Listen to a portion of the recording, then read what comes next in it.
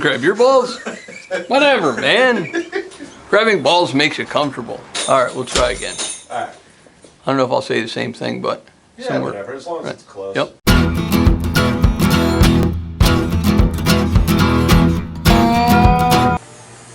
I can't even begin to tell you.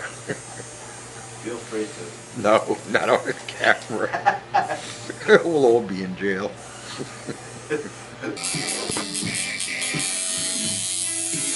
My name's Ernie Carafa, and I'm just a person. I traded some fireworks for tattoo machines and started tattooing the kids in the neighborhood.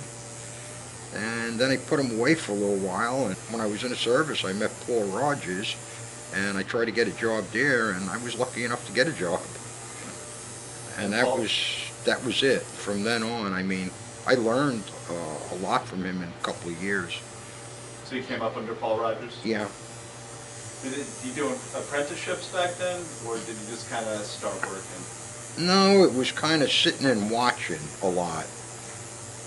And then a little before you know it, you're doing something. What was do you remember the first tattoo you did? Yeah, set of lips. How was it? Scary.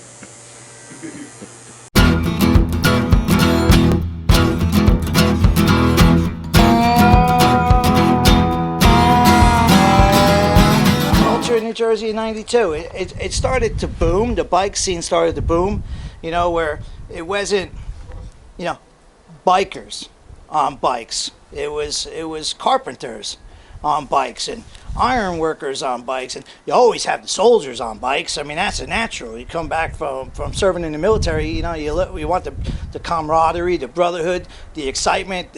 You know, you leave the house, you might die today. You know, you're on a motorcycle. You know, but it really hadn't exploded. But the underground, the core, the heart and soul of the motorcycle community is always there. It's always there. And one way or another, you find each other. You know, you just find each other. And what I realized more than anything in the world, some of the finest people I've ever met, people that are in my life now that will be at my Thanksgiving table 20 years from now, the only reason that I know them is because of old motorcycles. You know, you see a knuckle or a pan in a parking lot, and even though you're in a rush, you don't leave the parking lot until you see who comes out, just so you could talk to them about that bike sitting there. You know what I mean? And what community, what other people would stand in the parking lot to stalk a stranger to come out? You know, you're not trying to pick up a chick. You know, you just want to talk to this guy about where he got those cases, or, you know, like, where did you find Invader wheels? Like, it's the craziest shit. You know, you got the scariest people on earth, and you're hiding in the dark parking lot to surprise them when they come out. When you're by the bike, they see you by the bike, they figure you're trying to rob something off the bike. So it never starts off good, and by the end, you know, a week later, you're riding side by side somewhere, drinking a beer, laughing and joking, and, you know, and you got somebody that, for all intents and purposes, you got for life. You know, it's I've never seen in anything else in the world, short of maybe combat, where something brings people together for lifelong. You don't even have to know the person, never met them, but you instantly have got something in common. It's incredible, and that's what a motorcycle is.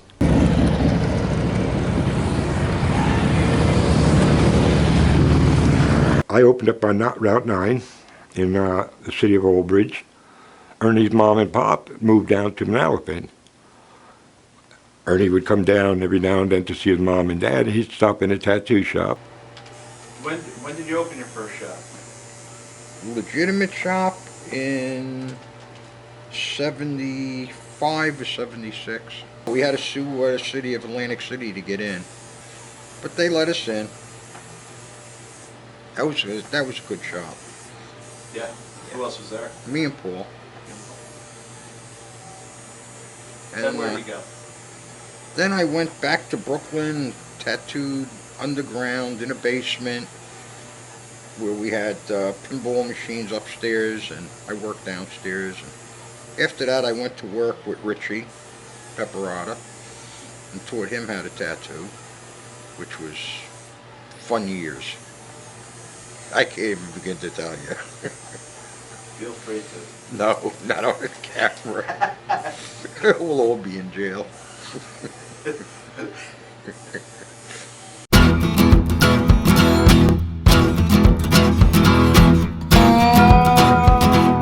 My least favorite part of current tattooing is the egos.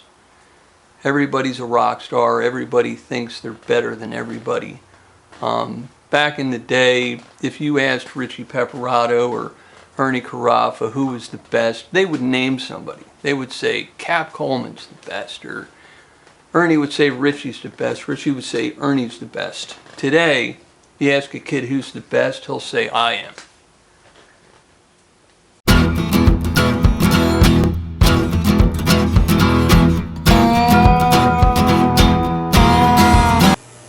I was real good friends with a guy named Ed Hardy and another guy named Ed Nolte. And we were kind of talking one day. Tattoo conventions were, at that point, a political event. It was all politics, all bullshit. So we decided we would try to do one where there would be none of it. We went and checked out the Queen Mary. And somehow the chemistry was there. So we were able to put a deal together. And it was a real good deal. All we had to do was guarantee him X number of dollars on the bar. You know, in other words, people would spend X number of dollars over the bar and it was free. And it worked. Triple E Productions, yeah. Right. Mm-hmm. What was that about? I believe that they started. They made Tattoo Time magazine. Ed always wanted to write a book, so he said. And that's a hard thing to do, so I proposed to him that we do a magazine. And that's how Tattoo Time was born. Really? Yeah. Yeah, I was involved with that up until, I was in Delaware, I think, when I got out of that. I sold my rights to it to J.D. Crow, and he gave it to Ed or sold it to Ed, I don't know. And then Hardy ended up with the whole shooting match.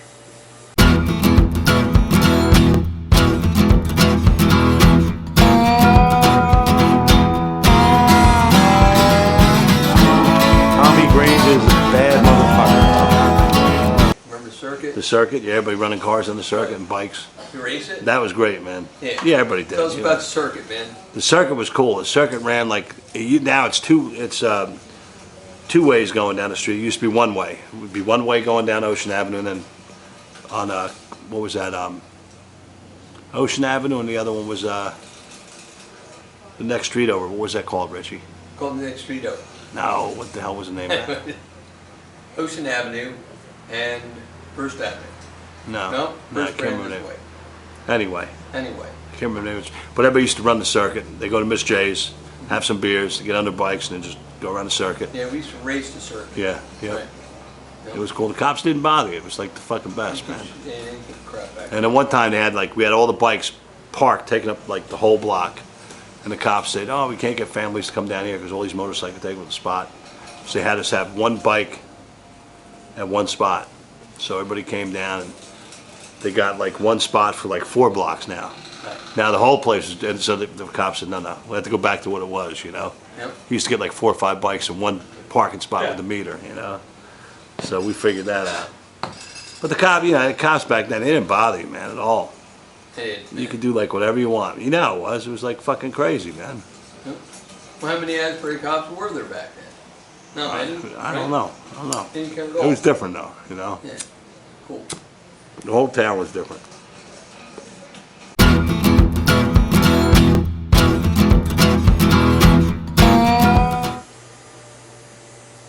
Now, the East Coast is primarily good, solid, bold tattooing. And California was like thinner lines, brighter, more colors, and the designs were different. They were working for peanuts. And when I say peanuts, I mean peanuts. I think Ed at the time was getting like $60 an hour. I clued him into what that was insanity, and then he started charging $100 to $200 an hour, and he was getting it. And you're getting $200 worth of work in that hour from him. But he's fast as lightning.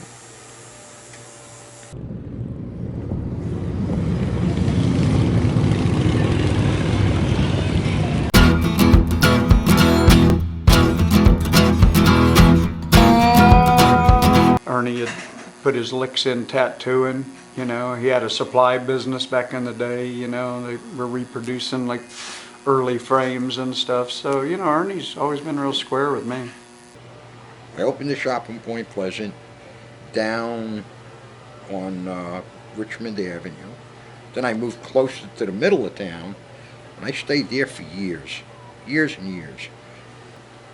One morning, my buddy, who was the chief of police in Island Heights, calls me up on the phone.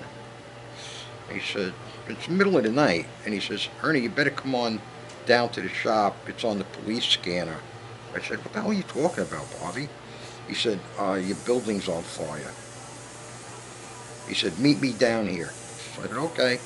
So I got down there and met Bobby, and standing on the corner watching my shop burn down. Just, that was like it. Don't really want to be bothered with this whole fucking racket anymore. It's just at that point.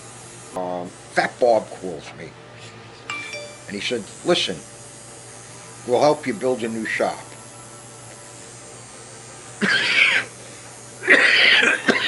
And what he was willing to work for was like a lot less than he makes. So I thought about it, and I said, all right, we'll find a building. So I found a building in brick. Because at that point, Point Pleasant didn't want us in town no more. They had 3 tattoo shops, now they got rid of 2, and they only had 1 left. So, okay, we'll get out of town. So we went to brick. And I opened the shop there, and it was a fun shop. It was finally a real fun shop. I had this fellow Butch Como working with me, and girl Jane, and my daughter, and it was great. It was a real lot of fun. And my mom got sick, and I had to take care of my mom. I wanted to let Butch have the shop and my daughter, but Butch wanted to move to New York, so he went to New York, and I couldn't just leave my daughter with it. That would have been a big mistake. So I sold it to Mike Swaggart, and I'm happy I did. Mike was always there for me when my shop burnt down.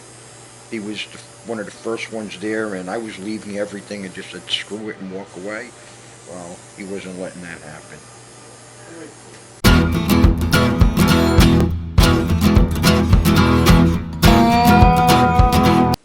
And go. Well, there was we're going to meet Richie Pepperotto today. He's probably one of the most legendary guys in Jersey as far as tattooing goes. His brother had a second shop that I also worked for, and one time his brother in the middle of the day told me to go down to a local flea market, and there was a back door, and he said, hey, since you got a pickup truck, why don't you take this pickup truck of yours and go down to the flea market, the third door, open it up, there's going to be some barber chairs in there. He goes, drag them out and bring them back to the shop. I said, all right, you know, he's my boss, I was going to do what he told me. I went down to the flea market, I opened the third door, and there's, you know, it's a beautician shop, and there's a woman cutting hair, and those 3 chairs are there. So I just started dragging them out, and the woman said, hey, what are you doing? And I said, well, I'm taking these chairs. She didn't say anything, so I thought it was okay to take the chairs. I put them in my truck and drove down to the tattoo shop, and next thing you know, I was surrounded by the police, and I wasn't sure what was happening, but apparently those chairs were never paid for. And, well, that's the end of that story. That's good. Oh. And you know where Mike was when I got back? Where's that? Nowhere. He was fucking gone. That poor woman, man, she didn't know what happened, right? Just fucking, what are you doing? I was like, I'm taking the chairs. Something else, man.